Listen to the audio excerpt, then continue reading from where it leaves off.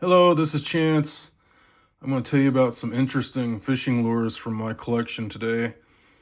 These baits are attributed to Al Walker, who lived on Grindstone Lake in Minnesota. I've had some of these for quite a few years, and I really never have been able to find specific information about Mr. Walker's life, etc. But there are more of these out there. They were apparently found in a single tackle box that had all of this guy's work in it, 150 or more baits all together in one place. I think they're really interesting. They have a lot of personality, a lot of character, unusual paint, very simple hardware, but they're almost cartoonish in some of their characteristics. So let's give them a little bit closer look.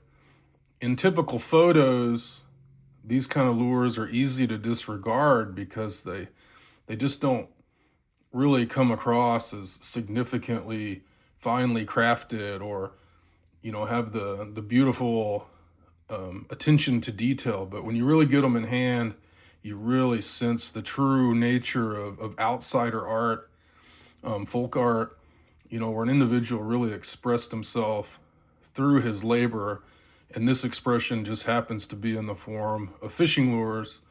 But I definitely believe these baits measure up very well with other highly regarded outsider art of the 20th century. Mr. Walker made a variety of forms. And if you take a look at this particular group, there's a few different things that kind of stand apart. There's kind of big smiling minnows. There's a few kind of bugs, frogs, curvy snake worm type baits, and then a few pieces that I'm not really sure if they're a bird or a minnow, but they're sort of a hybrid of the two together.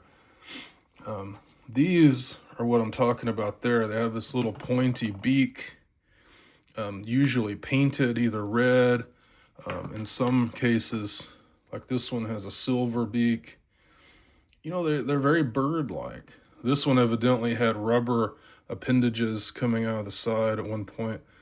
One distinguishing characteristic of almost all of these is that they have big plastic bead eyes.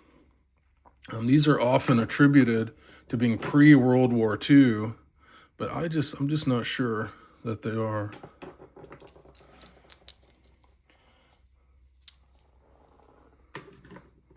This is a big minnow that's got a really funky shape, almost like a big carved dorsal fin. Just one hook out here at the back and a kind of a simple, unusual diving lip there. I don't know if it might have had another hook here, or maybe it was intended to put some kind of flasher or something under there. I just don't know.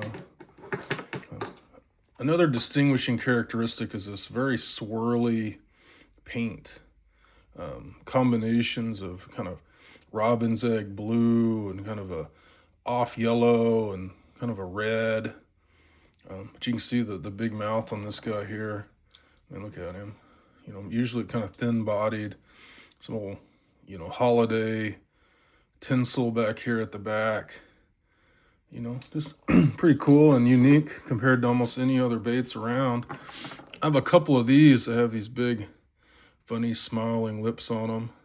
And those big, goofy blue eyes. I think those are a lot of fun. Two of my favorites are these squiggly snakes or worms. They both have lead wrapped around the head for weight. These look like just crudely made pieces, but I think they're pretty thoughtful in regards to actually being fished with. You see a lot of the paints chipping off the head of that one. Lead is kind of difficult to paint over. It has a tendency to change in the environment that it's stored in, and the paint likes to jump off of it. But just look at that shape. I've never seen anything else quite like that. Bud Stewart made some squiggly snake kind of baits, but even his just aren't quite as funky as these. I mean, look at that one covered in sequins. That one's just wild looking. A couple of bugs. Have the tinsel. Crazy paint. Big eyes. You know, they're just playful, fun pieces. There's a couple of these kind of, you know, scalloped head kind of bugs with tinsel and, you know, wacky paint. You know, quite a few of these have just some, you know, commercially available common hardware, like these barrel swivels with some, you know, spinner blades that you might make some inline spinners with just for extra flash. So he really didn't do much with hand making his own hardware, but he put a lot of energy into, you know, the forms and the paint. This is a really weird one in the group. Kind of a diving minnow with this dorsal fin down the spine, and look at this, you know, oozy paint and a bunch of glitter all over the head. Pretty neat. This one's a favorite.